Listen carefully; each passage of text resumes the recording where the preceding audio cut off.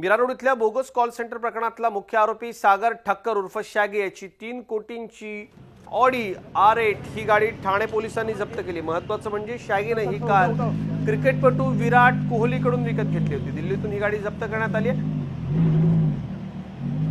याचा आढावा घेतला माझे सहकारी कपिल राऊत यांनी।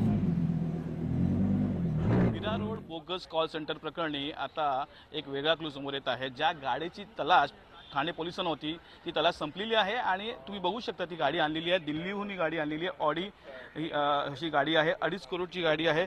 सर्वात महत्त्वाचं म्हणजे क्रिकेटपटू विराट कोहली ह्याची ही गाडी आहे। ह्याची गाडी शॅगीनी सागर ठक्करनी विकत घेतली होती 2.5 कोटीमध्ये।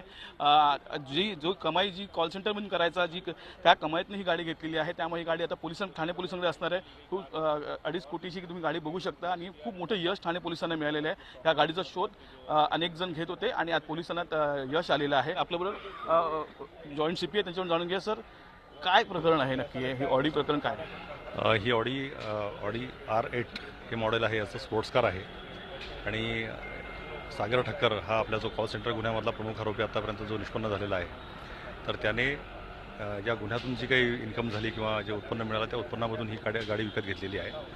ही गाडी ओरिजिनली भारतीय क्रिकेट टीमचा कॅप्टन विराट कोहलीची ही गाडी होती, पण त्याने ही मे 2016मध्ये ही सागर ठक्करला विकलेली आहे आणि गुन्ह्यातून मिळालेल्या उत्पन्नातून ही गाडी घेतलेली असल्यामुळं ही गाडी आपण जप्त केलेली आहे। रोहतकवरून ही गाडी हरियाणामधून आपण आणलेली आहे। ही गाडी कुठून आणली आणि ही गाडी कोणाला तरी गिफ्ट वगैरे केली होती असं काय कळतं? गाडी कोणाला गिफ्ट केली होती की नाही याबद्दल आता काही आपलं सांगता येणार नाही, परंतु ही गाडी रोहतकवरून आपण आणलेली आहे। हरियाणामध्ये त्याच्या एका मित्राजवळच्या विश्वासू मित्राकडं ही गाडी लपून ठेवलेली होती।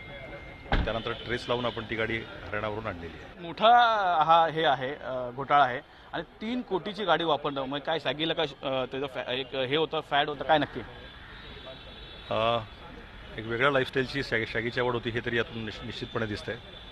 भारी गाड्या असतील किंवा बाकी लाईफस्टाईल असेल तर ही लाईफस्टाईल खूप पैशातून येणारी लाईफस्टाईल असं आहे हे आतापर्यंत आपल्याला याच्यातून दिसतंय आणि पुढच्या तपासामध्ये अजून काही गोष्टी आपल्याला नक्की मिळतील। सर शेवटचा प्रश्न, काही भारतीय तिकडचे भारतीय आहेत त्यातले मग काही अरेस्ट झाली अमेरिकेमध्ये असं काय कळतं? अजून नक्की याबद्दल काही सांगता येणार नाही, परंतु अशा स्वरूपाच्या बातम्या आमच्याही कानापर्यंत आलेल्या आहेत, परंतु नक्की याबद्दल काही सांगणं अधिकृतरित्या हे योग्य होणार नाही। आता पुढची स्टेप असणार आहे ते शॅगी सागर ठक्कर ह्याला आम्ही लवकर अरेस्ट करू असा विश्वास यावेळी ठाणे पोलिसांनी दर्शवला आहे। व्हिडिओ संदीप भारतीसह कपिल राऊत, झी मीडिया, ठाणे।